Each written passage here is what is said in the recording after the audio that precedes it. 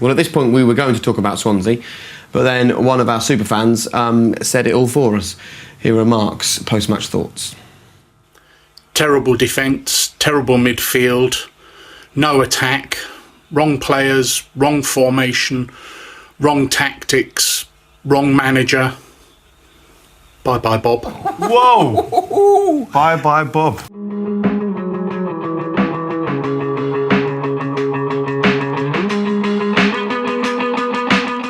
Look at these familiar faces from Premier League Tonight. So jealous of you. I know. Dream job. It's all right, isn't it? The regular view, is it? And I bet it's nice when you ask a question or you have a point and the lads pick up on it in the studio. What's nice about it though is that you see all these people that you just think are so untouchable. You only ever see them on TV, and then it's like, oh, I'm actually interacting with them. And as fans, that's nice because we're the blood of football. So it's half-time here at the London Stadium, West Ham against Arsenal, and we've just been reviewing the clips that we've been sent in from the early kick-offs.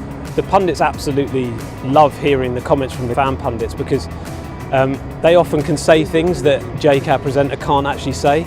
I think the interesting thing about seeing it and the fact that we're getting real football fans plugged into our Premier League Tonight programme is that you get a very different reaction from the pundits. I mean, you see them sitting alongside me in here, they go wild when a goal goes in. When they're live on the telly, they're very different.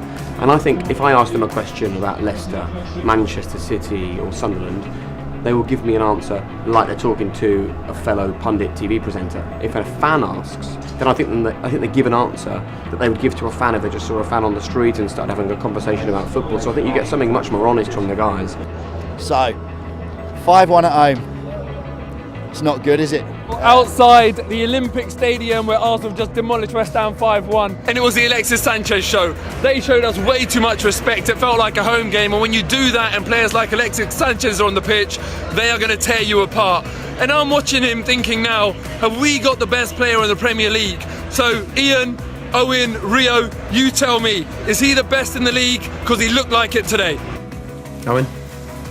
I thought it was incredible, honestly. So the Infinity Lab competition was about finding new innovative companies. It's really fantastic that we found CNET and that now their product is supporting BT Sport and really bringing a new level of customer experience and engagement to the production team.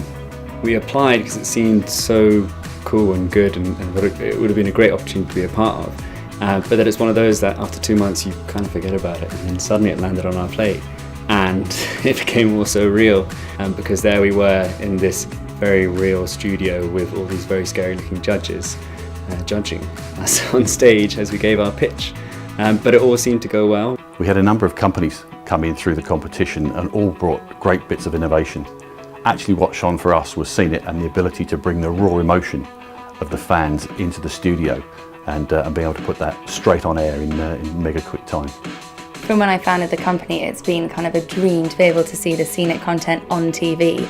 I watched it, my mum watched it, we've all watched it repeatedly in the office. Guilty. And it's a complete game changer. It also changes the way that clients look at us too. Working with such a big brand and going through such a prestigious process to get there really meant that people started taking us more seriously. BT has always been an innovator, but actually there's so much innovation and creativity outside of BT and we need to harness that.